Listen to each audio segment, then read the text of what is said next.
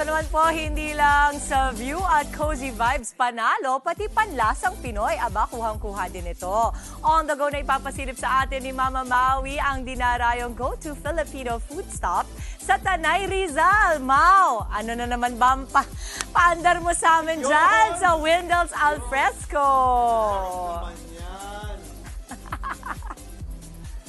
Good morning! Uy, Mama Dims, tignan mo naman ang unang pasok. Good morning! Morning! Good morning mga kapatid! Live na naman po tayo dito sa Wendell's Alfresco. Nandito po tayo sa Tanay Rizal. O diba, talagang dinayo natin dito at napakalamig po. Ang ganda ng weather ngayon.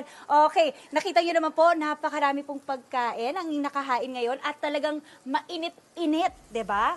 Para kausapin natin ngayong umaga at para pag-usapan pa itong mga nakain sa harap natin, tawagin natin si Sir Al Magdales, ang General Manager dito sa Wendell's Alfresco. Sir Al, good morning kapatid. Good morning kapatid. Batiin natin ang ating mga viewers. Hello, good morning. Ayan. Okay, Sir Al, pag-usapan natin.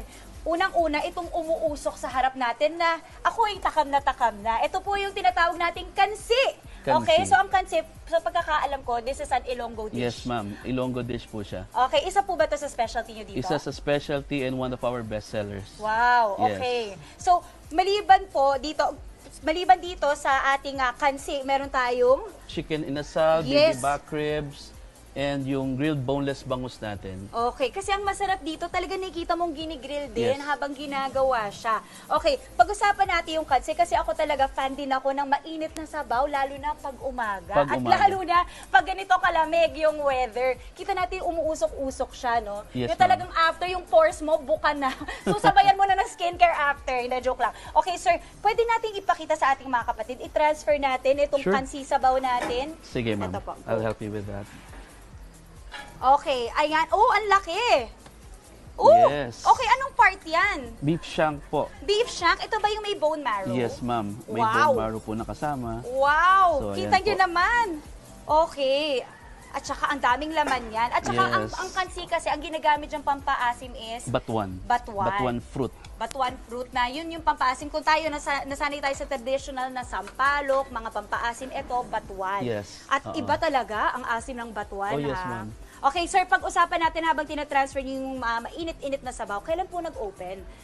We opened October ma'am of 2021. Okay. So 3 years na po tayo. 3 years na. Okay. Pero, And in fact, meron na tayong second branch. wow! Yes. Kailan nag-open yung second branch nyo? Second branch naman po namin, which is nasa Tanay Town naman siya. Nag-open siya June. June. Okay. So, halos ano na rin, kumbaga, do you plan to open more branches in the future? Yes, ma'am. Wow, That's our okay. goal. So talagang balak niyo mag-expand, ano? Yes, opo. Okay, sir, nakita natin napakarami ng pagkain yan, pero mas dadami pa yan, di ba? Mamaya, pagbalik natin. Pero ako ay excited talaga. Ang gusto ko talaga itry dito, alam ko may sisig din kayo. We have sisig. And yung tapa. We have the ribeye tapa. Isa sa mga Ribeye best sellers tapa. sa mga riders natin, ma'am. Okay, so Opo. ang mga customer nyo, madalas mga riders din. Riders, family, Oo. At usually yung mga riders po, saan ang gagaling ng mga lugar? everywhere. Manila, may mga guests kami ng mga taga Pampanga, pa Bulacan. Oo. Okay, so yung iba talaga umaabot ng 2 hours Yes. para lang matikman talaga yung inyong mga best sellers dito. At Opo. maliban po doon, mga kapatid, napakaganda ng view. My gosh! Yan talaga ang talagang ipapakita ko sa inyo at ibibida ko mamaya. But for now, Sir Al, balik muna sa studio. Maraming salamat.